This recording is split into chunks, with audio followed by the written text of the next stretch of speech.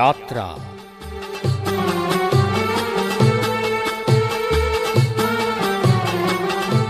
இணைய கலை இலக்கிய ஒலிச்சஞ்சிகை. நமது குரலாகவும் நமக்கான குரலாகவும் ஒலிக்கும் நிகழ்ச்சி. வழங்குபவர் அஷ்ரப் ஷிஹாப்தீன்.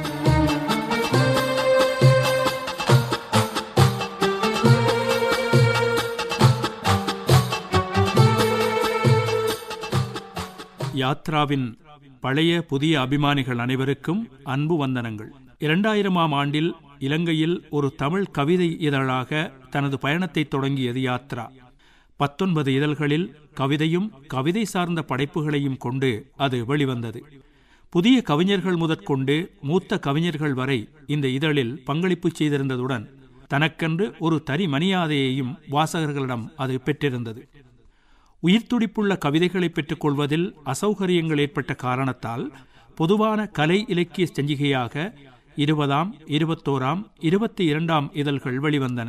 அபரிமிதமான அச்சு செலவுடன் குறிப்பிட்ட வாசகர் தொகையுடன் பயணிப்பது மிகச் சிரமமான பணியாக உணரப்பட்ட போது அநேகமான சஞ்சிகைகள் போலவே யாத்ராவும் தனது பயணத்தை நிறுத்திக் கொண்டது. யாத்ராவை ஓர் இணைய இதழாக கொண்டு வரும் யோசனை தெரிவிக்கப்பட்ட போது அதன் முக்கியமான வாசக அபிமானிகள் தமது அதிருப்தியை நேரடியாகவே தெரிவித்து நின்றார்கள். ஆக மேற்கொண்டு நகர முடியாத ஒரு கட்டத்தில் இதனை ஓர் ஒலிச்சஞ்சிகையாக மாற்றும் தீர்மானத்தை மேற்கொண்டோம். இப்போது புத்தக அடுக்குகளுக்குள் யாத்ரா தேடாமல் உங்கள் கணினி முன்னால் உட்கார்ந்தோ உங்களது கைத்தொலைபேசியிலோ உலகின் எந்த ஒரு இடத்திலிருந்தும் எக்காலத்திலும் கேட்டு ரசிக்கும் வாய்ப்பை யாத்ரா உங்களுக்கு வழங்குகிறது. தேச சமூக பொறுப்புகளை உணர்ந்தபடி கட்டுப்பாடற்ற சமூக ஊடகங்களினூடாக பயணிப்பதும் கூட ஒரு சுலபமான சுதந்திரமான வழிமுறைதான். திரும்பும் திசையெல்லாம் இருக்கும் அழுத்தங்களில் பாதி அளவு விடுபடுவது கூட இன்றைய நிலையில் ஒரு வரமாக கருதப்பட வேண்டியதே. அந்த வாய்ப்புகளை பயன்படுத்தியபடி நம்மால் முடிந்தவரை நடைபயிலும் எத்தனம்தான் இது. அச்சிலும் இணையதளங்களிலும் நடத்தப்படும் சஞ்சிகைகளிலிருந்து வேறுபட்டு ஒலிவடிவமாக இந்த சஞ்சிகை ஒரு புதிய பயணப்பாதையை தொடங்கி இருக்கிறது. நிறுவனமயப்பட்ட வானொலிகள் மற்றும் இணைய வானொலிகளில் இடம்பெறும் சஞ்சிகைகளைப் போலன்றி இணையத்துக்கென்றே பயணத்தை ஆரம்பிக்கும் முதலாவது தமிழ் சஞ்சிகையும் யாத்ராவாகத்தான் இருக்கும் என்று நம்புகிறோம். அச்சில் வருவதாகட்டும் இணையதளமாகட்டும் எழுத்தில் வரும் சஞ்சிகைகளுக்கும் ஒலிவடிவ சஞ்சிகைகளுக்கும் உரிய மொழியில் வேறுபாடு இருக்கிறது. யாத்ராவில் பங்களிக்கவிருக்கும் படைப்பாளிகள் ஆர்வலர்கள் எல்லோரும் இந்த முக்கியமான விடயத்தை கவனத்தில் கொள்ள கோருகிறோம். இணையம் பரந்த வழியாக இருந்த போதும் கூட ஓர் இலக்கிய படைப்பானது பத்திரிகை சஞ்சிகைகளை விட சற்று பரப்புக்கூடிய தளத்தை அடைந்தாலும் மற்றொரு தளத்தில் பகிர்வதன் மூலம் அது இன்னொரு வாசக பரப்பை அடைகிறது. எனவே நிகழ்ச்சிக்கு பொருத்தமான படைப்புகளை இணையத்திலிருந்தும் கூட யாத்ரா பெற்றுக்கொள்ள முனைகிறது. யாத்ரா அச்சு இதழாக வந்த போதும் கூட ஓர் ஒழுங்கான கால எல்லைக்குள் வெளிவந்தது கிடையாது. ஒரு வகையில் அது யாத்ராவின் பலமாகவும் பலவீனமாகவும் அமைந்திருந்தது என்பதே உண்மை. கிரமமான கால எல்லைக்குள் அது வெளிவந்திருந்தால் ஏகப்பட்ட குப்பைகளை அது ஏந்தி வந்திருக்கும். இன்று யாத்ராவுக்கு இருக்கும் மரியாதையும் கெட்டுப்போயிருக்கும். இந்த இணைய ஒலி இதழை மாதம் இருமுறை வழங்கலாம் என்பது எமது இலக்கு. ஆயின் அது சாத்தியப்படுவதும் சாத்தியப்படாது போவதும் நமது கரங்களில் மட்டுமன்றி படைப்பாளிகளதும் பங்களிப்பாளர்களினதும் கரங்களிலும் கூட இருக்கிறது. ஆக்கங்களை ஒருங்கிணைப்பது, ஒலிப்பதிவு செய்வது, அவற்றையும் ஒலி வடிவமாக கிடைத்தவற்றையும் செம்மைப்படுத்துவது, நிகழ்ச்சியாக கோப்பது என்று இங்கும் பல தொழில்நுட்ப சிரமங்கள் இருக்கின்றன. எனவே தொழில்நுட்ப பலவீனங்களை நிகழ்ச்சிக்கான விமர்சனமாக முன்வைக்க வேண்டாம் என்று அன்புடன் கேட்டுக்கொள்கிறோம். உங்களது படைப்புகளையும் நீங்கள் படித்து ரசித்த உங்கள் மனதில் பதிந்து போன படைப்புகளையும் நமது நிகழ்ச்சிக்கு வழங்குங்கள். முடிந்தால் தெளிவான ஒலி வடிவில், இல்லையெனில் எழுத்து வடிவில் யாத்ராவின் மின்னஞ்சல் முகவரிக்கு அனுப்பி வையுங்கள். அதேபோன்று நிகழ்ச்சியை சிறப்புற வழங்குவதற்கான உங்கள் ஆலோசனைகளையும் தெரிவியுங்கள். வரவேற்போம்.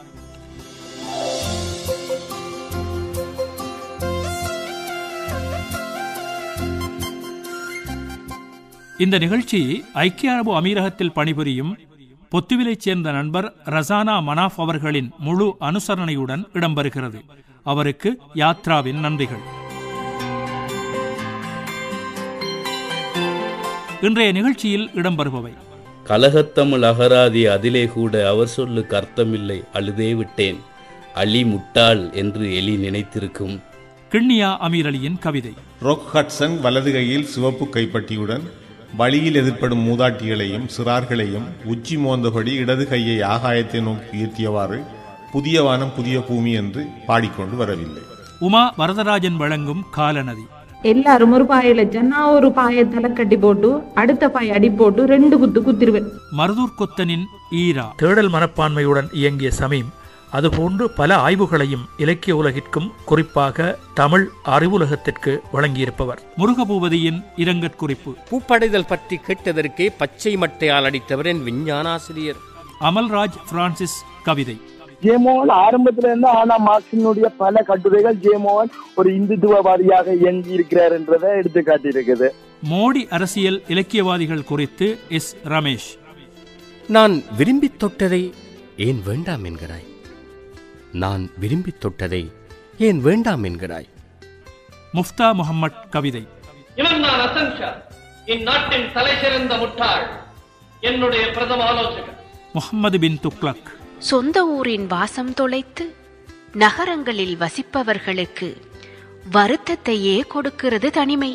இன்சாப் சலாஹுத்தீன் கவிதைகள் 2. பல்வேறுபட்ட இஸ்லாமிய இயக்கங்கள் இலங்கையில் இருக்கின்றன. அவைகள் ஒவ்வொன்றும் ஒவ்வொரு சித்தாந்த அடிப்படையில் ஐடியாலஜிக்கலாக அவர்கள் பிரிந்து செயற்படுகின்றார்கள். சமூக இணக்கப்பாட்டை ஏற்படுத்துதல் குறித்து ரமீஸ் அபுபக்கர். மேலும் சில அம்சங்களுடன் இந்த இதழ் உங்கள் முன் விரிகிறது.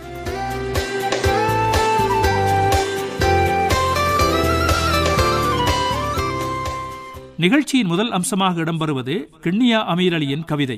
அவருடைய புத்தக அலுமாரிக்குள் எலி நுழைந்த கதையை அவரது கவிதையில் நமக்கு சுவாரஸ்யமாக சொல்லுகிறார். என் புத்தக எலிமாரி. கால்வயிற்று கஞ்சிக்கும் கவிதை இப்போ காசு தரும் காரணத்தால் சீட்டு போட்டு நூலடுக்க அலுமாரி வாங்கி தந்தால் நூல் ஊசி தையலென வாழும் இல்லாள். ஓர் நாள் இரவு அழுஞ்சத்தம் அலுமாரிக்குள். நான் எழுந்து ஓடிப்போய் பார்த்த போது தாழ்தாளாய் கவிஞர்கள் தாறுமாறாய் தடியெடுத்து அடிப்பதற்குள் எலி ஓடிற்று. கால்வயிற்று கஞ்சிக்கும் கவிதை இப்போ காசு தரும் காரணத்தால் சீட்டு போட்டு நூலடுக்க அலுமாரி வாங்கி தந்தால் நூல் ஊசி தையலென வாழும் இல்லாள். ஓர் நாள் இரவு அழுஞ்சத்தம் அலுமாரிக்குள்.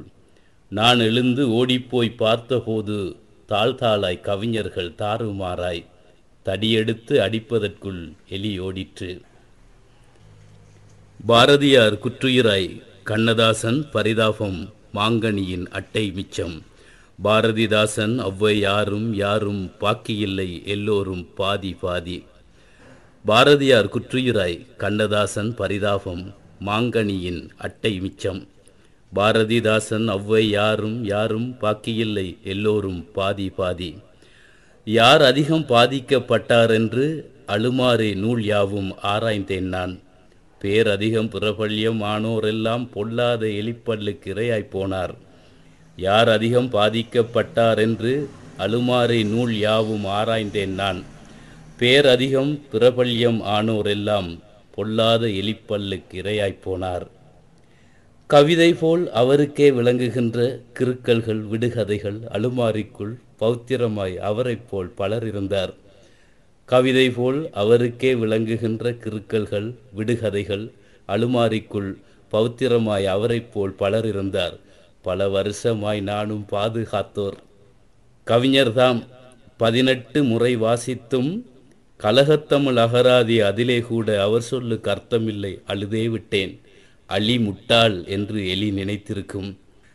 கலகத்தமிழ் அகராதி அதிலே கூட அவர் சொல்லுக்கு அர்த்தமில்லை அழுதே விட்டேன். அலி முட்டாள் என்று எலி நினைத்திருக்கும். படிப்பதற்கு மிக சிரமப்பட்ட நூட்கள். பாதி வரி கப்பால் நான் போனேன் இல்லை. படிப்பதற்கு மிக சிரமப்பட்ட நூட்கள். பாதி வரி கப்பால் நான் போனேன் இல்லை. எலி கடிப்பதற்கும் விரும்பாத காரணத்தை கண்டுகொண்டேன். எலி கடிப்பதற்கும் விரும்பாத காரணத்தை கண்டுகொண்டேன். கவிதைகள் ருசி குறைவு. அடிவயிற்றில் கட்டி வரும் ஐயோ வேண்டாம் அதை கடித்தால் தீராத நோய் இருக்கும். அடிவயிற்றில் கட்டி வரும் ஐயோ வேண்டாம் அதை கடித்தால் தீராத நோய் இருக்கும். கடினம் அவை பல்லுடையும் என பயந்தே கடிக்காமல் எலி ஓடி போயிருக்கும். அடிவயிற்றில் கட்டி வரும் ஐயோ வேண்டாம், அதை கடித்தால் தீராத நோயிருக்கும். கடினம் அவை பல்லுடையும் என பயந்தே கடிக்காமல் எலி ஓடி போயிருக்கும்.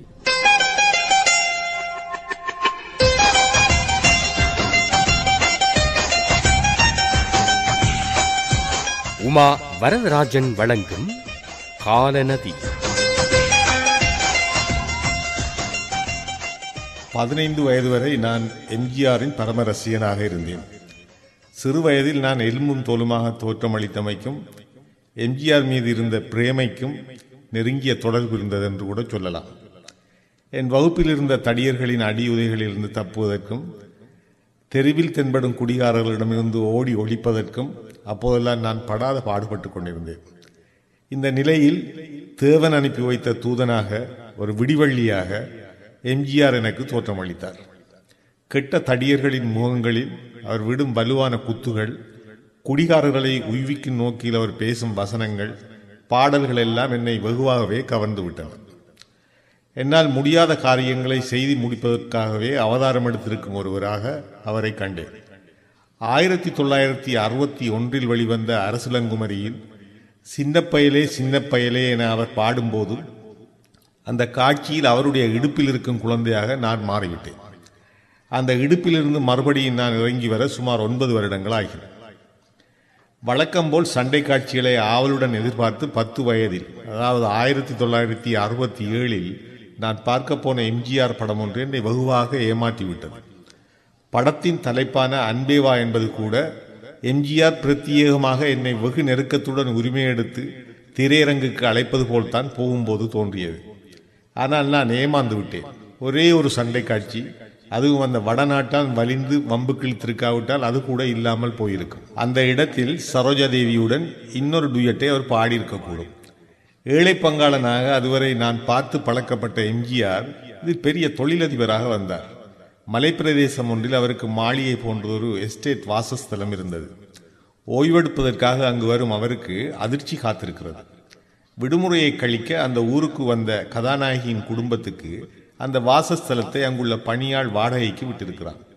தான் யார் என்பதை பணியாளர்களுக்கு காட்டிக்கொள்ளாமல் அங்கே தங்குகிறார் தொழிலதிபர். இந்த மோசடியை அவர் சகித்து கொண்டதற்கு இரகசியமான காரணமும் இருக்கிறது. அது நாயகியின் மீது தோன்றிவிட்ட அவருடைய காதல். மோதலும் காதலுமாக இந்த நாடகம் நீண்டு செல்கிறது. இறுதியில் கதாநாயகன் யார் என்பது தெரிய வருகிறது. நாம் வளரும்போது ரசனைகளும் மாற்றமடைகின்றன போலும். 1966 எனக்கு ஏமாற்றம் அளித்த அந்த படத்தை இப்போது திரும்பி பார்க்கையில் எம்ஜிஆரின் குறிப்பிடத்தக்க ஒரு படமாகவே சொல்ல தோன்றுகின்றது. என் தங்கை, அலிபாபாவும் 40 திருடர்களும், மர்மயோகி, மந்திரி குமாரி, நாடோடி மன்னன், குலேபாகவலி, காஞ்சி தலைவன், எங்க வீட்டு பிள்ளை, கலங்கரை விளக்கம், 1001 ஆகிய படங்களைப் போல் இதுவும் எம்ஜிஆருக்கு பெருமை சேர்க்கும் ஒரு படம்தான். எம்ஜிஆர் பாணியிலிருந்து இந்த படம் விலகி சுவாரஸ்யம் அளிப்பதற்காக முக்கியமான காரணம் அது மாமூலான தமிழ் சினிமா மூளையிலிருந்து உருவாகவில்லை என்பதை கவனத்தில் நாம் கொள்ள வேண்டும். அன்பேவா 1960 வெளியான கம் செப்டம்பர் என்ற ஹாலிவுட் திரைப்படத்தின் தழுவல். ராக் ஹட்சன் கதாநாயகனாக நடித்த அந்த திரைப்படத்தின் கதை இதுதான். நியூயார்க் மாநகரின் பிரபல தொழிலதிபர் ஒருவர் விடுமுறையை கொண்டாட வருஷந்தோறும் ஒவ்வொரு செப்டம்பர் மாதத்திலும் தவறாமல் இத்தாலியில் உள்ள தனது கோடை வாசஸ்தலத்துக்கு செல்வது ஒரு வழக்கம். ஒரு தடவை செப்டம்பர் மாதத்தில் போகாமல் ஆகஸ்ட் மாதத்தில் சொல்லாமல் கொள்ளாமல் திடுதுப்பென்று அங்கே போய் இறங்கி விடுகின்றார்.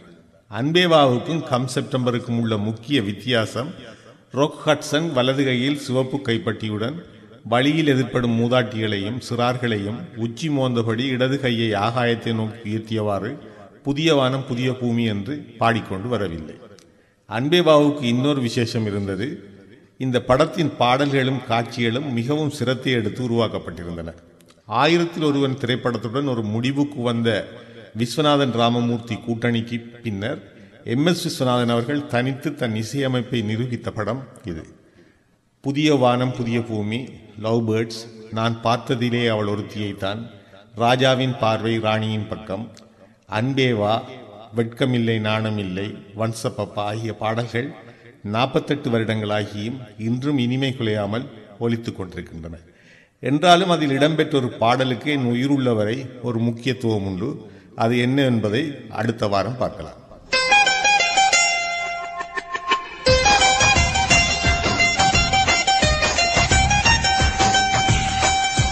அது உமா வரதராஜன் வழங்கிய காலநதி.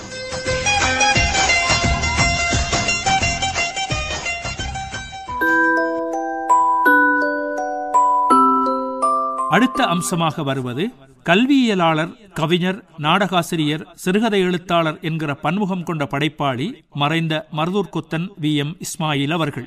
இலங்கையின் தமிழ் இலக்கிய பரப்பில் மிகச்சிறந்த சிறுகதையாளரான அவருடைய ஈரா என்ற சிறுகதையை இப்போது தருகிறோம். ஈரா என்பது கணவன் மரணித்த பின் முஸ்லிம் பெண்கள் திருமணம் செய்ய முடியுமான ஆண்களின் கண்களில் படாமல் மறைந்திருப்பதற்கு சொல்லும் இத்தா என்ற சொல்லின் மருவிய வடிவாகும். கணவனை இழந்த இத்தாவில் இருக்கும் ஒரு பெண் பேசுவதாக அமைந்த இந்த கதைக்கு குரல் வடிவம் தந்திருப்பவர் ஷாமிலா முஸ்தீன். இன்றைய ஒரு பொழுது மிருகி, நாளைக்கு பஜர் வெளிச்ச உடனே மாமாட மகளுக்கு சிறகழியுது.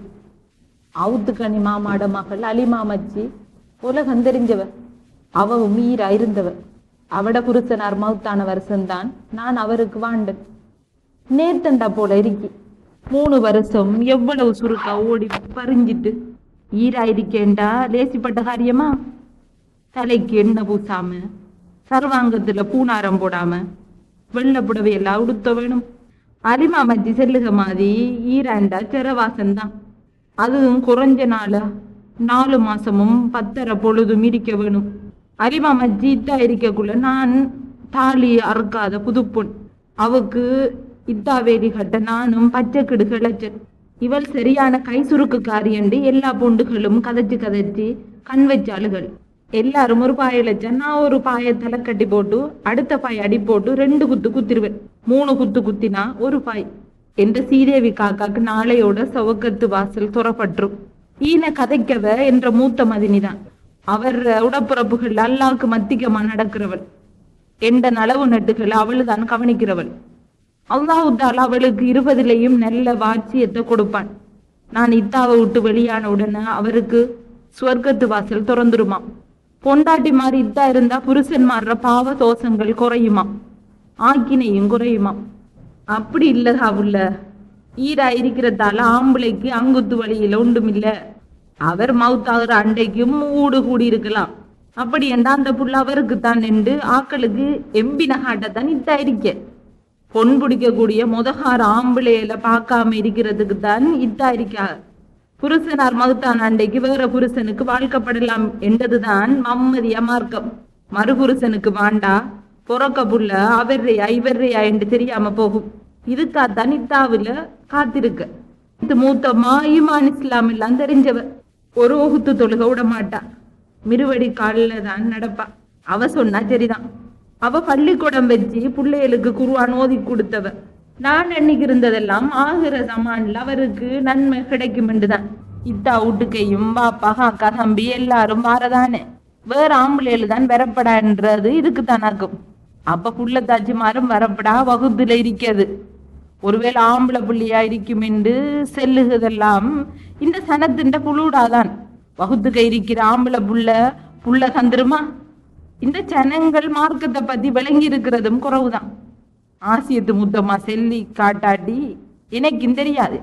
அங்க வெளியில நீதான் உண்ட புருஷனுக்கு பொண்டாட்டி. அவர் தான் உனக்கு சோடும்.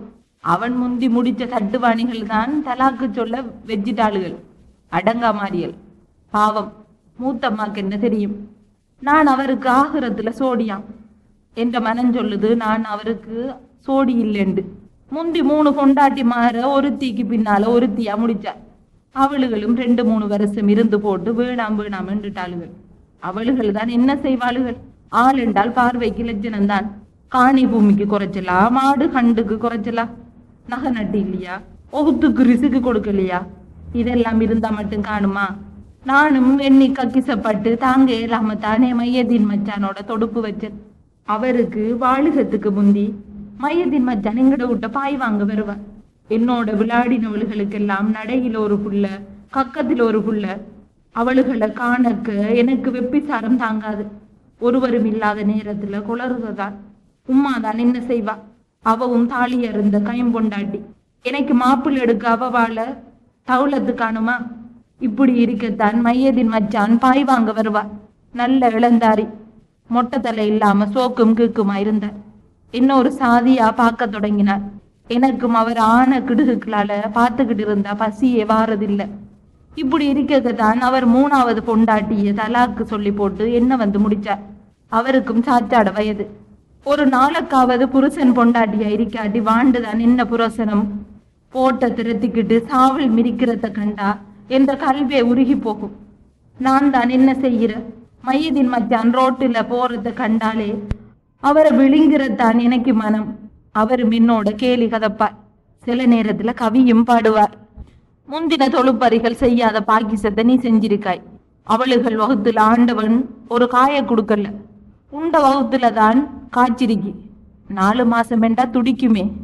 இப்ப 10-15 நாளாத்தான் துடிப்பு புள்ளைக்கு. உசிறு வந்தாத்தான் துடிக்குமா. எனக்கு இதுகள் என்ன தெரியும்? இதுதான் எனக்கும் தலைப்புள்ள. ஆசை அருமைக்கு எங்கட காக்காவுக்கு ஒரு பிள்ளைக்கு நாட்டு இல்லையண்டு எவ்வளவு கக்கிசப்பட்டோம். அந்த நாயன் ஒரு புள்ள குஞ்சிய காக்கா உண்டாட்டிக்கு கொடுத்துட்டு காக்காவை எடுத்துட்டான். மீரா சாய்வு ஆண்டவர்களே, அதையாலும் ஆலிசம் இல்லாம தலைப்படுத்தி கொடுத்துரு. காக்காட சொத்துக்கு வகுத்து புள்ளதான் உருத்தாளி. வல்ல பெரிய நாயன் பூ போல என்ற வகுத்து சுமையை காத்தி அதை நோய் நொம்பலம் இல்லாம வளர்த்து தந்துட வேணும். அவருக்கு வாழ்ந்த சங்குக்காக என் பிள்ளைக்காவது ஆதனம் சேரட்டும். எனக்கு அவரோட இறக்கம்தான். மையதின் மச்சான் வந்து போனாதான் கல்வுக்கு குழும. மவுத்தாவுற மாசத்துல எண்ணம் நிறைவேறிச்சு. அவருக்கு இருமல் வருத்தம் என்று புளியந்தீவு ஆஸ்பத்திரிக்கு கொண்டு போய்த்தாங்க. வீட்டுல நான் தனிய. முன்னடு காலம் ஒருவருட கண்கடையிலையும் படாம வந்து போவார். அப்ப நாளைக்கு செவகு தொழுதா போல வாரன் மக்கால் ஆசியத்து மூத்தமா போறா. இத்தாவில இருந்து வெட்டக்கிறங்க அவதான் பாத்தியா ஓதுவா. வாழைப்பழம் விசுக்கோத்து சாம்பிராணி எல்லாம் வாங்கி வைக்க வேணும். இலக்கிய ஆர்வலரும் கல்வியலாளரும் ஆய்வாளருமான AM சமீம் அவர்கள் அண்மையில் காலமானார். அவர் குறித்து ஆஸ்திரேலியாவிலிருந்து எழுத்தாளர் லேனா முருகபூபதி அவர்கள் அனுப்பியிருக்கும் இரங்கற் குறிப்பு. கடந்த சில மாதங்களாக முற்போக்கு இலக்கிய முகாமிலிருந்து அடுத்தடுத்து எனது இனிய நண்பர்களை நான் அளந்து கொண்டிருக்கிறேன்.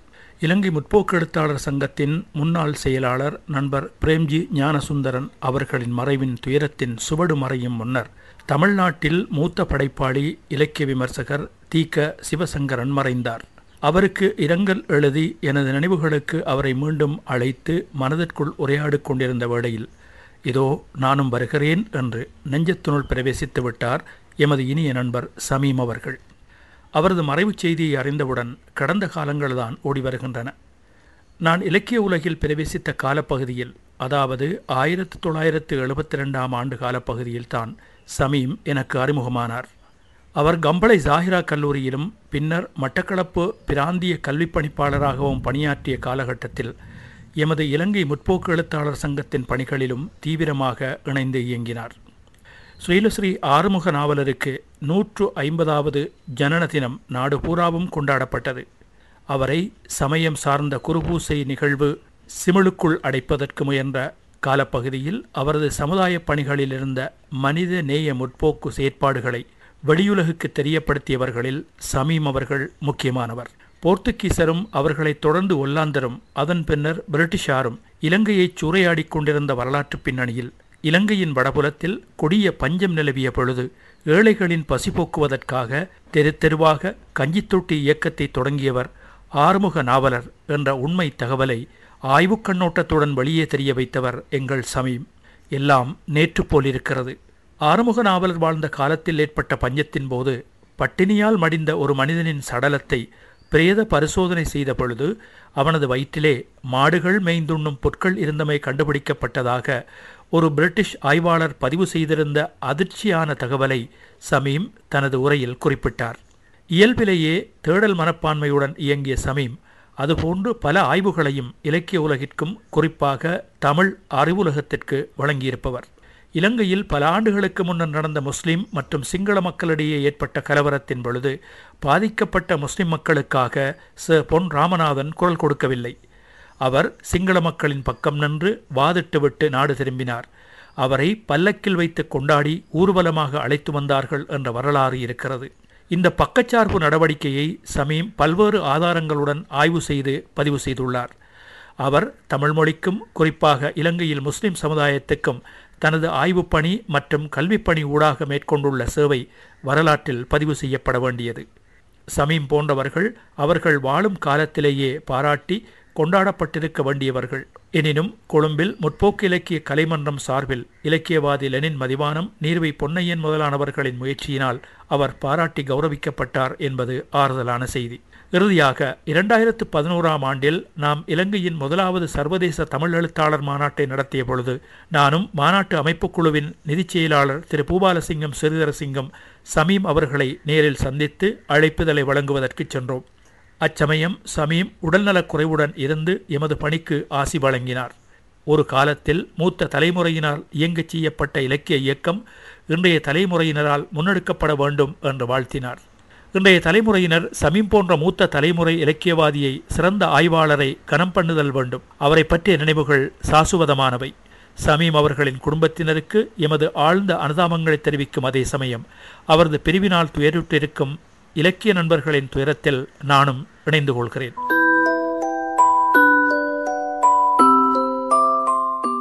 அமல்ராஜ் பிரான்சிஸின் கவிதை A.L. ஜபீரின் குரலில். நீ பேசுவது எனக்கு புரியாது, நான் வேற்றுமொழிக்காரன்.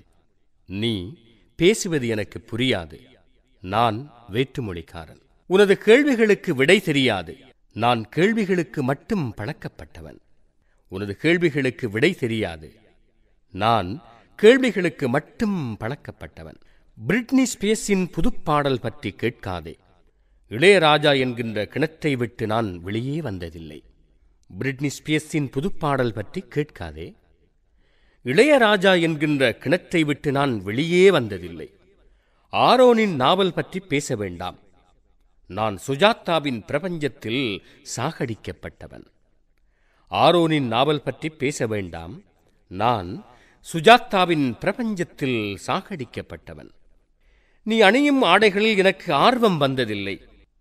என்னவோ நான் இடைவிலகி வாய்ப்பிழக்கும் சேலையால் தோற்கடிக்கப்பட்டவன். நீ அணியும் ஆடைகளில் எனக்கு ஆர்வம் வந்ததில்லை. என்னவோ நான் இடை விலகி வாய்ப்பிழக்கும் சேலையால் தோற்கடிக்கப்பட்டவன். முஸ்லி வேண்டும் என்கிறாய். கோதுமை மாவு பிட்டையும் முட்டை பொரியலையும் பிரிந்தால் செத்துப்போகும் இந்த நாவு. செக்ஸ் பற்றி பேசலாம் என்கின்றாய், சர்வசாதாரணமாக. செக்ஸ் பற்றி பேசலாம் என்கிறாய், சர்வசாதாரணமாக.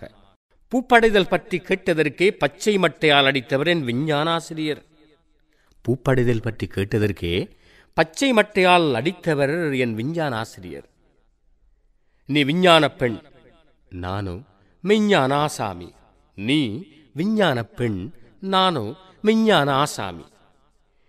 நீ மேலைத்தேய டைட்டானிக், நானோ கீழைத்தேய பாய்மரம். இவற்றை உனக்கு சொல்லியே ஆக வேண்டும். இவற்றை உனக்கு சொல்லியே ஆக வேண்டும். காதல் கொள்தல் காட்டாறுதான் கபக்கென கவ்வும். காதல் கொள்தல் காட்டாறுதான் கபக்கென கவ்வும். வாழ்க்கை பற்றி யோசிக்க வேண்டாமா? வாழ்க்கை பற்றி யோசிக்க வேண்டாமா?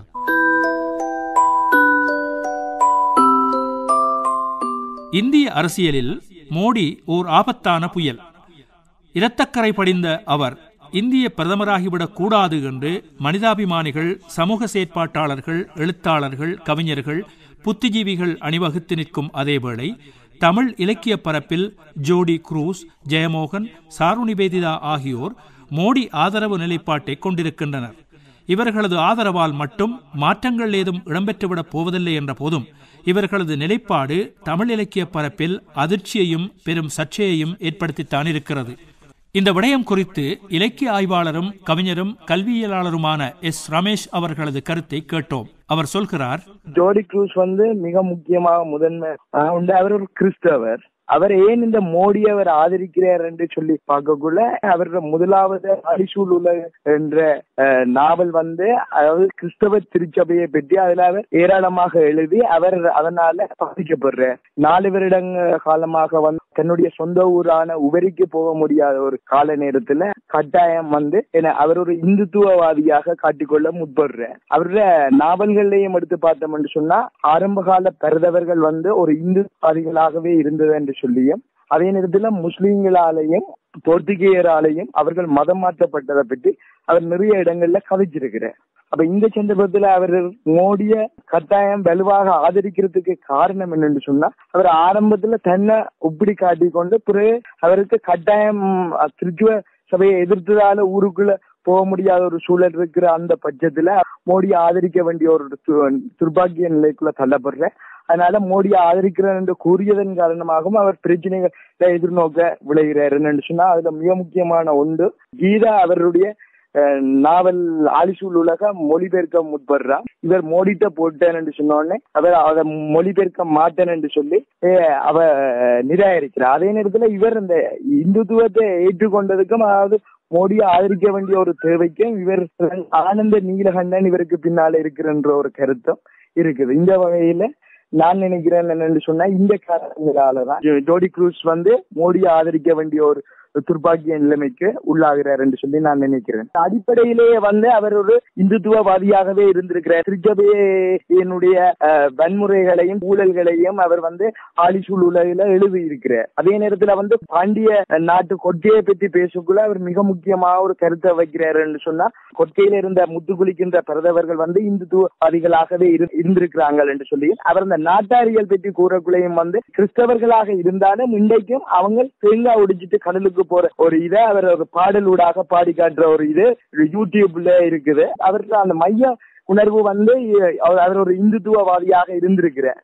அந்த இந்துத்துவவாதியாக இருந்ததாலதான் அவர் திருச்சபை இந்த ஊழல்களை சொல்ல போயிருக்கிறார். இந்த ஊழல்களை சொல்ல போயின காரணத்தால அவர் நிராகரிக்கப்பட்டிருக்கிறார். நிராகரிக்கப்பட்டிருந்ததால அவர் என்ன சொன்னா மோடி அவருக்கு தேவையான ஒரு ஆளா இருந்திருக்கிறார். ஆகவே அவரை நாடி போனதுல எவ்வித இதுவும் இல்லை. அதே நேரத்தில் அவர் இன்னொரு இது மிக முக்கியமான ஒரு செய்தி ஒன்று சொல்றாரு சொன்னா, 1538 ஆண்டு முகலாயர் பாரதத்தை கைப்பற்றி முத்துக்கள் மீது ஆசை கொண்டு அந்த கொட்க பட்டணத்தை கைப்பற்றின நேரத்துல அவர்களோட இவங்க 2000 பரதர்கள் இறந்தார்கள் என்று சொல்லியும், அதே நேரத்துல குரூஸ் என்றவர் போய் திரும்ப அங்க போய் கொட்கையில இருக்கிற போர்த்துகேயரோட ஒப்பந்தம் செய்து முகாலயரை விரட்டி அடித்தாங்க என்று சொல்லி அவர் தன்னுடைய யூடியூப் இதுல பதிவு செய்திருக்கிறார். அப்ப அந்த பதிவும் அவருக்கு உள்ள அந்தரங்கமான அந்த நோக்கம் என்னன்னு சொன்னா, அவர் ஆரம்பத்தில் இருந்தே அவர் ஒரு இந்துத்துவவாதியாகவே தன்னை கட்டி எழுப்ப வலிக்கிறார் என்பது வெளிப்பாடு. ஜேமோகன் ஆரம்பத்துல இருந்து ஆனா மார்க்சினுடைய பல கட்டுரைகள் ஜேமோகன் ஒரு இந்துத்துவவாதியாக இயங்கி இருக்கிறார் என்றதை எடுத்து காட்டியிருக்குது. மிக முக்கியமாக அவர் ஒரு ஆன்மீகவாதியாக தன்னை கட்டி எழுப்புறதுக்கான பல இதுகளை அவர் செய்திருக்கிறார். ஒன்று அவரோட சொற்புதி இதுல அவர் வெளியிட்ட நேரத்துல அவருடைய குருநாதர் நித்திய சைதன்யபதிய அதுல அவர் பேட்டி எடுத்து அதனூடாக ஒரு இந்துத்துவவாதியாக காட்டுறார். அதே நேரத்தில் அவருடைய இந்து ஞான மரபில் 6 தரிசனங்கள் என்ற நூலும் அவர் இந்துத்துவத்தை முக்கியத்துவப்படுத்தி எழுதப்பட்ட ஒரு நூல். அதே நேரத்தில் விஷ்ணுவத்துல பெரும்பான்மையான அடிப்படை கருத்துக்கள் இந்துத்துவத்தை மையப்படுத்தி எழுதப்பட்டதும், அதாவது இந்து தரிசன மரபுகளை வெளியால கொண்டு வர்ற நோக்கில எழுதப்பட்ட ஒன்றாகவும் இருக்குது. ஆகவே இந்த அடிப்படையில நாங்கள் நோக்கக்குள்ள என்னென்று சொன்னா, அவர் மிக முக்கியமான ஒரு இந்த RSS என்ற இந்திய அமைப்போடு இயங்குகின்ற ஒரு மிக முக்கியமான இந்துத்துவவாதியாகவே அவர் இருக்கிறார். அதனால அவர் இயல்பாகவே மோடி ஆதரிக்கிறதுல எவ்வித இதுவும் இல்லை என்று நினைக்கிறேன்.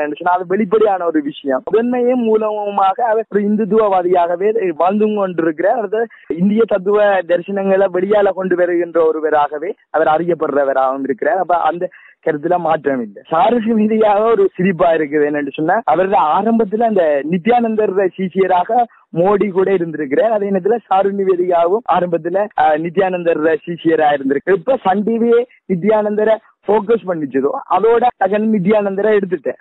அப்ப நித்யானந்த சுவாமிகளை எடுத்ததுக்கு பிறகு இவர் இப்ப ஏன் மோடியை இவர் ஆதரிக்க வேண்டிய ஒரு தேவை என்று கருதக்குள்ள என்னன்னு சொன்னா, ஜெயமோகன் ஒரு அறியப்படுகின்ற ஒரு இதனூடாக ஒரு முக்கியமான ஒருவராக வளர்ந்து வர்ற நிலையில அவர் தானும் ஒரு இந்துத்துவவாதி என்று சொல்லி கட்டி அமைக்கணும், அல்லது தன்னையும் எல்லாரும் சேர்ந்து பார்க்கணும் என்ற ஒரு சிறுபிள்ளத்தனமான ஒரு முயற்சியில அவர் ஈடுபட்டிருக்கலாம் என்ற இதுக்கு நல்ல விளக்கம் அவர் இப்ப தற்போது எழுதுற கட்டுரைகள்ல கூட நாங்கள் பார்க்கக்கூடியதாக இருக்குது. வினவு.com இதை பற்றி அவர் இந்த ரெட்டை விஷயங்களை வடிவா அம்பலப்படுத்தி இருக்கிறதையும் நாங்கள் பார்க்கக்கூடியதாக இருக்கு. மனித படுகொலை செய்த ஒருவன் முக்கியத்துவப்படுத்தி முதன்மைப்படுத்தி ஆதரிக்கிறாங்க படைப்பாளிகள் என்று சொல்லக்குள்ள அவங்களோட உள்ள அந்தரங்கம் என்றது வெளிப்படையாகவே தெரியுது என்று சொன்னா இது எல்லாவற்றுக்கும் மனிதாபிமானம் எல்லாவற்றுக்கும் மேலாக இந்து புனிதத்துவ தன்மைக்கு ஊடாக தங்களை கட்டி எழுப்புறதுக்கு மோடி ஒரு காலா இருக்கிற அவங்களுக்கு பின்னால தாங்களும் சேர்ந்து திரும்பவும் ஒரு மீள ஒரு இந்தியாவை ஒரு இந்துக்களின் ஒரு பூமியாக ஆக்குற ஒரு நோக்கமாகவும் இருக்கலாம் என்று நான் நினைக்கிறேன். அடுத்து வருவது கட்டாரிலிருந்து முஃப்தா முகமது எழுதி அனுப்பிய ஊடல் என்ற கவிதை ஏஎல் ஜஃபீரின் குரலில். நீ பூ போல என் கைப்பட்டதுமே மெல்ல கசங்கி போகிறாய். நீ பூ போல என் கைப்பட்டதுமே மெல்ல கசங்கி போகிறாய். நான் விரும்பி தொட்டதை ஏன் வேண்டாம் என்கிறாய். நான் விரும்பி தொட்டதை ஏன் வேண்டாம் என்கிறாய். நான் குறும்பில் தொட்டதை கூடல் என்கிறாய். நான் குறும்பில் தொட்டதை கூடல் என்கிறாய். அரும்புக்கு என்மேல் ஆசை அதிகம்தான். அரும்புக்கு என்மேல் ஆசை அதிகம்தான். விரும்பி விதைத்ததை ஏன் வேள்வி என்கிறாய். விரும்பி விதைத்ததை ஏன் வேள்வி என்கிறாய். தொடுதலை தொந்தரவு என்கிறாய். தொடாமலே தூரம் செல்கிறாய். தொடுதலை தொந்தரவு என்கிறாய். தொடாமலே தூரம் செல்கிறாய். ஆடை கசங்காமல் மூடச் சொல்கிறாய். உன் ஆசை அடங்கிட மூடன் என்கிறாய்.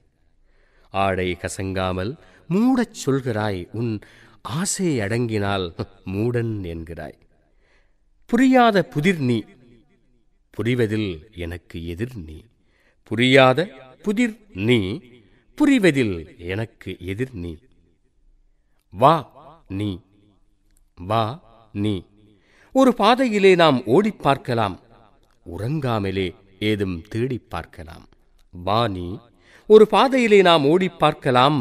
உறங்காமலே ஏதும் தேடிப் பார்க்கலாம். அரசியல் கலக்காத அம்சம் எதுவும் இல்லை.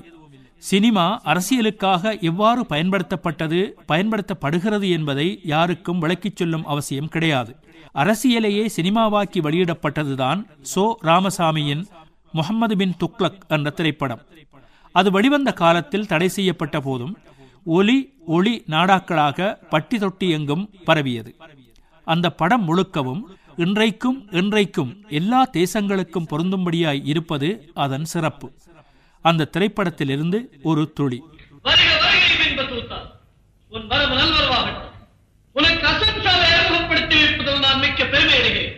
இவன் நான் அசன்ஷா, இந்நாட்டின் தலை சிறந்த முட்டாள், என்னுடைய பிரதம ஆலோசகர். இவர்களையெல்லாம் உனக்கு அறிமுகப்படுத்த வேண்டிய அவசியமில்லை. இவர்களெல்லாம் இரண்டாம் தர முட்டாள்கள். சுல்தான், உங்களை பற்றி நான் நிறைய கேள்விப்பட்டிருக்கிறேன். அதையெல்லாம் நம்பாதே, மிக நல்ல விஷயங்கள் தான். அப்போது நம்பு. உங்கள் ஆட்சி முறையை நேரில் கண்டறிந்து போகவே வந்தேன். அரபு மொழியிலும் பாரசீக மொழியிலும் தங்களுக்கு இருக்கும் தேர்ச்சியை கேள்விப்பட்டு வியப்புற்றேன். சில சமயங்களில் நினைத்து பார்த்தால் எனக்கே வியப்பாகத்தான் இருக்கிறது. சுல்தான், கணித சாஸ்திரம், பௌதீகம், ரசாயனம் முதலியவற்றிலும் தங்களுக்கு நல்ல தேர்ச்சியாமே இருந்து என்ன பயன் பத்தூத்தா? ஒருவனுடைய அறிவுக்கு இந்நாட்டில் மதிப்பில்லை. அயல் நாட்டிலிருந்து வருபவர்களுக்குத்தான் இந்நாட்டு அறிஞர்களை புரிந்து கொள்ள முடிகிறது. சுல்தான், ஒரு விதத்தில் இந்த நிலைக்கு தாங்கள் தான் காரணம். எப்படி? தங்களுடைய அறிவை மறைக்கும் பல செயல்களை செய்திருக்கிறீர்கள். எதை சொல்கிறாய்? கோவா பிரதேசத்தில் பஞ்சம் தலைவிரித்து ஆடும்போது அங்கு ஏன் வரியை உயர்த்தினீர்கள்? பஞ்சம் இல்லாத காலத்தில் தான் நான் வரியை உயர்த்த வேண்டும் என்றால் இந்நாட்டில் வரியை உயர்த்தவே முடியாது. நன்றி கெட்ட மக்கள் இந்நாட்டு மக்கள். நான் செய்தது தவறு என்று என்றோ நானே உணர்ந்து விட்டேன். அதற்காக கோவா பிரதேசத்து மக்களுக்கு என் கஜானாவில் இருந்து பணத்தை வாரி வாரி இறைத்தேன். குடியானவர்களுக்கு பயிரிட உதவி செய்தேன். இதையெல்லாம் நீ கேள்விப்படவில்லை. இந்நாட்டு மக்களை யாரும் என்னிடம் இதை கூறவில்லை. நன்றி கெட்ட மக்கள். சாட்டையார் அடித்துவிட்டு மருந்து தடவினால் நல்ல பெயர் கிடைக்குமா? கிணறு வெட்ட பணம் கொடுத்தேன். பணம் கொடுத்தால் போதுமா? நானே போய் கிணறையும் வெட்டிவிட வேண்டுமா? அந்த கிணறுகளில் தண்ணீரே வரவில்லையாமே. கிணறாவது வந்ததே. சுல்தான், சில சமயங்களில் வேட்டையாட செல்லும் போது மிருகங்களை வேட்டையாடுவதை விட்டுவிட்டு கிராமத்தில் புகுந்து மனிதர்களை வேட்டையாடுவீர்களாமே. மிருக வேட்டையாடி அலுப்பு ஏற்படும் சில சமயங்களில் ஒரு மாறுதலுக்காக அம்மாதிரி செய்வது உண்டு. சுல்தான், என்ன பேச்சு இது? ஆத்திரப்படாதே சுல்தான், ஆத்திரக்காரனுக்கு அறிவு மட்டும். தாங்கள் ஒரு ஆத்திரக்காரர் என்றும் கேள்விப்பட்டிருக்கிறேன். சற்று மரியாதையாக பேச. மீண்டும் ஒரு முறை மரியாதை தவறி பேசினார் சுல்தான் முகமது பின் துக்ளக் மிருகமாக மாறிவிடுவான். ஜாக்கிரதை. யாரை பார்த்து ஆத்திரக்காரன் என்கிறாய்? நான் ஆத்திரக்காரன்? எனக்கு ஆத்திரம். எனக்கு இருக்கும் பொறுமை யாருக்கு இருக்கிறது? ஆத்திரப்படாதீர்கள் சுல்தான், ஆத்திரக்காரனுக்கு அறிவு மட்டு. எந்த முட்டாள் அப்படி சொன்னது? சற்று முன் தாங்கள் தான் சொன்னீர்கள். இல்லவே இல்லை. சுல்தான், ஒரு சிறு விஷயத்திற்கா இவ்வளவு பெரிய பொய்? தங்கத்திரத்தை விட்டொழியுங்கள். மானக்கேடான விஷயம். ஆத்திரப்படாதே பத்துதா, ஆத்திரக்காரனுக்கு அறிவு மட்டு. சபை கலையலாம். இப்பொழுது நானும் பத்துதாவும் பேசப் போகிறோம். இரண்டு அறிவாளிகள் பேசிக் கொள்ளும் பொழுது உங்களுக்கெல்லாம் இங்கு இடமில்லை. தாங்கள் செய்யும் எந்த காரியமுமே முறையாக இல்லை என்பதுதான் என்னுடைய அபிப்பிராயம். அடுத்தவருடைய அபிப்பிராயத்தை கேட்கும் பழக்கம் என்னிடம் கிடையாது. பத்துதா, நமது நேற்றைய விவாதத்தை மீண்டும் தொடங்குவோம். ஏதேதோ கேள்விப்பட்டிருக்கிறாய். என் நாணய சீர்திருத்தம் பற்றி கேள்விப்பட்டாயா? போலில் நாணயம் வச்சிட்டேன், கேள்விப்பட்டாயா? கேள்விப்பட்டேன். ஆனால் அது பற்றி பேசாமல் இருப்பதே நல்லது என்று விட்டுவிட்டேன். ஏன்? நீங்கள் செய்த பைத்தியக்காரத்தனங்களின் மாபெரும் பைத்தியக்காரத்தனம் அதுதான். போலில் நாணயம் அடித்தீர்களே, என்னவாய்? என்ன? அவரது வீட்டிலேயே நாணயம் அச்சடிக்க ஆரம்பித்து விட்டார்கள். செப்புக்கு பதிலாக தோல் நாணயங்கள் வந்தாலும் வந்தன. மக்கள் தங்கள் வீடுகளிலேயே நாணயம் அடிக்க ஆரம்பித்து விட்டார்கள். நான் இதை எதிர்பார்க்கவில்லை பத்துதா. நம் நாட்டு மக்கள் நாட்டின் நாணயத்தை இவ்வளவு சுலபமாக அடித்து விடுவார்கள் என்று நான் எதிர்பார்க்கவில்லை. என்ன செய்வது பத்துதா? நாட்டு மக்களுக்கு தெளிவில்லை. என் நாட்டு மக்கள் அறிவு கெட்ட மக்கள். மன்னன் எவ்வழி, மக்கள் அவ்வழி. ஏனோ தெரியவில்லை, என் திட்டங்கள் எல்லாம் தோல்வியடைந்து கொண்டே போகின்றன. இத்தனைக்கும் எவ்வளவு பெரிய அறிவாளினான், எவ்வளவு பெரிய மேதாவினான். என் மக்களே சொல்லுகிறார்கள் நான் ஒரு மேதாவி என்று. அப்படி யாரும் கூறியதாக தெரியவில்லையே. நான் கூறினால் என் மக்கள் கூறிய மாதிரி தானே. மன்னன் எவ்வழி, மக்கள் அவ்வழி.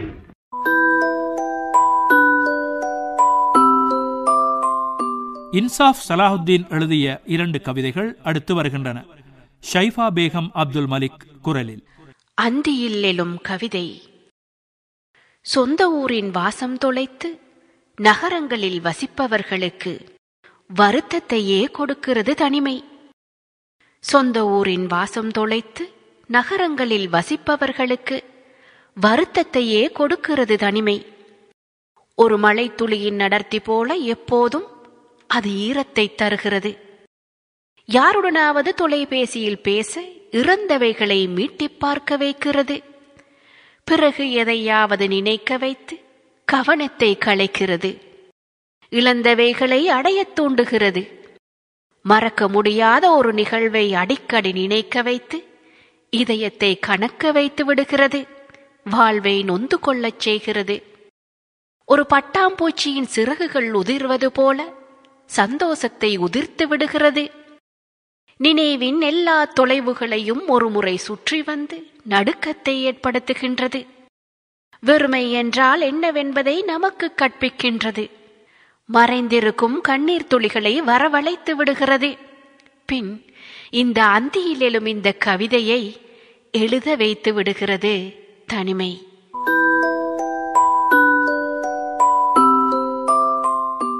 குட்டித் தங்கையின் மழை பற்றிய கவிதை.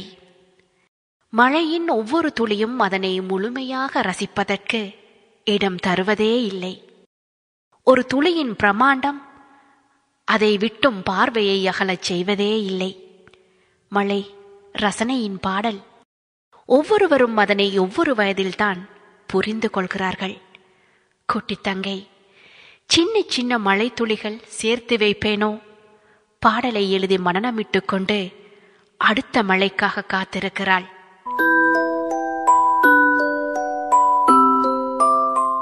முகநூலில் அவ்வப்போது சில அதிர்வு உண்டாக்கும் பதிவுகளும் இடம்பெற்று விடுவதுண்டு. இணைய பெருவழியில் பெயரில்லாத ஆனால் பலராலும் ரசிக்கத்தக்க பதிவுகளை நாம் படிக்கிறோம், பார்க்கிறோம். அவ்வாறு கண்டெடுக்கப்பட்ட ஒரு தொலைபேசி உரையாடலில் சில திருத்தங்களுடன் முகமது சிராஜ் அவர்களின் முகநூல் பக்கத்தில் கண்டோம். அதில் இன்னும் சிறு திருத்தங்களுடன் இங்கே தருகிறோம்.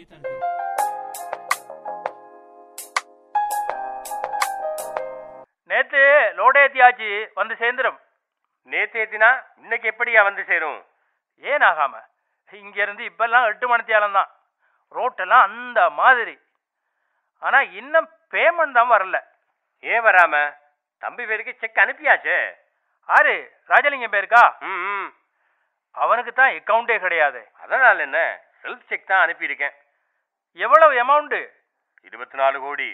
என்னது, மிளகாலோடு 24 கோடியா? மிளகாயா? கஞ்சா இல்லையா? கஞ்சாவா? ஆருங்க பேசுறது? இதைத்தான் ஐயா முதல்ல நீ கேட்டிருக்கணும்.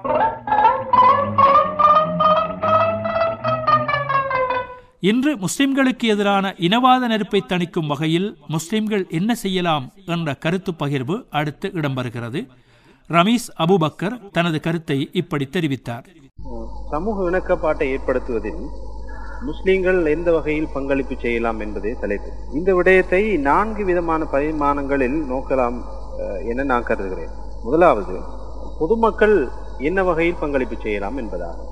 முஸ்லிம்கள் காலகாலமாக சிங்கள மக்களோடும் தமிழ் மக்களோடும் மிக அந்யோன்யமாக மிக நெருக்கமான புவியியல் பரப்பில் வாழ்ந்து வருகிறார்கள். குறிப்பாக தென்னிலங்கையில் புவியியல் எல்லையில் முஸ்லிம்கள் வாழ்ந்து வருகின்றார்கள். அவர்கள் காலகாலமாக உணவு பரிமாறல்கள், வருடாந்த நிகழ்வுகளில் அந்யோன்யமாக ஏனைய சமூகத்தோடு வாழ்ந்து வருகின்றார்கள். ஆனால் அவ்வாறு வாழ்ந்து வருகின்ற முஸ்லிம்கள் ஏனைய சமூகத்துடன் இஸ்லாத்தையும் இஸ்லாம் கூறுகின்ற அகலாக் நல்ல பண்பாடுகளையும் எத்தி வைப்பதில் தவறி பின்னிற்கிறார்கள் என்ற ஒரு மனப்பாங்கு சிலரிடத்தில் இருக்கிறது. குறிப்பாக இஸ்லாம் கூறுகின்ற விட்டு கொடுப்பு, உண்மை பேசுதல், நல்ல விதமாக நடந்து கொள்ளுதல், கொடுக்கல் வாங்கலில் நாணயத்தன்மையை வெளிப்படுத்துதல் போன்ற விடயங்களை ஏனைய சமூகத்தவர்களுக்கு காட்டுவதில் பின்னிற்கிறார்கள்.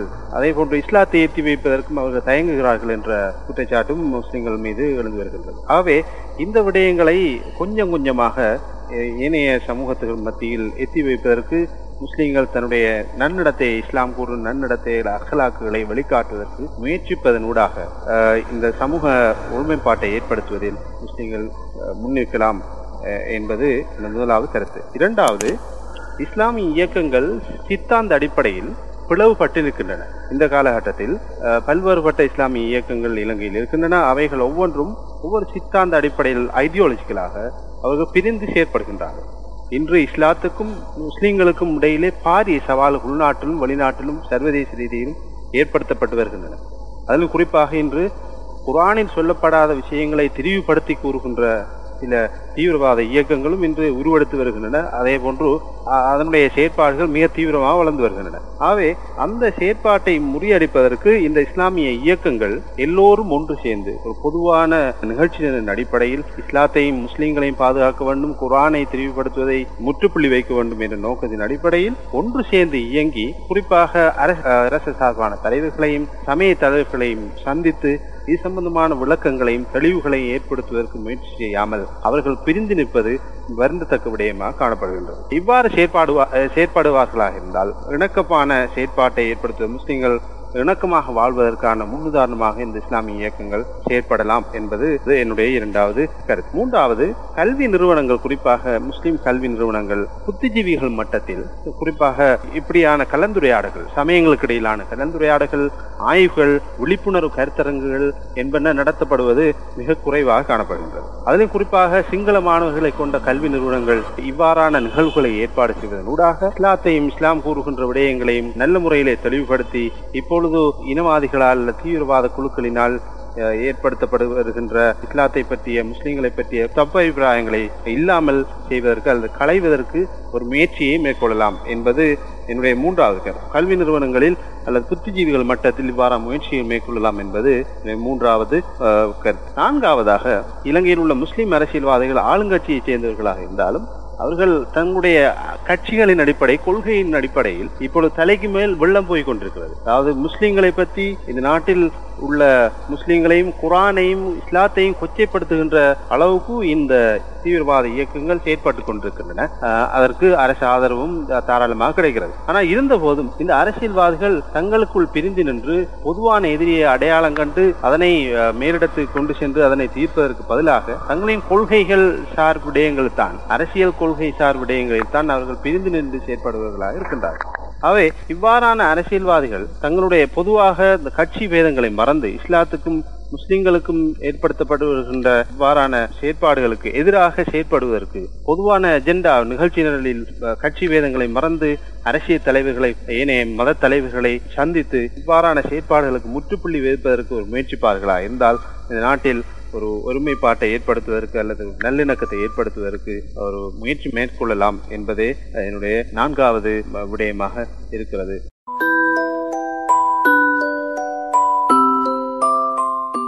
இறுதியாக முகநூல் பதிவுகள் 2 ஒரு மகிழ்ச்சிக்காக.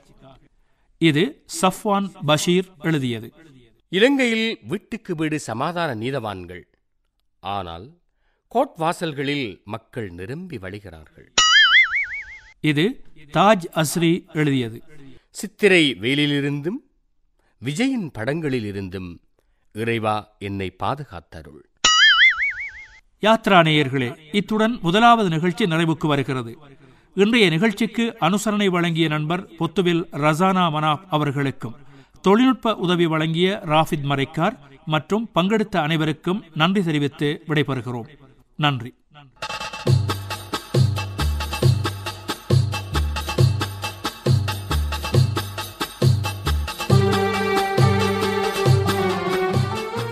யாத்ரா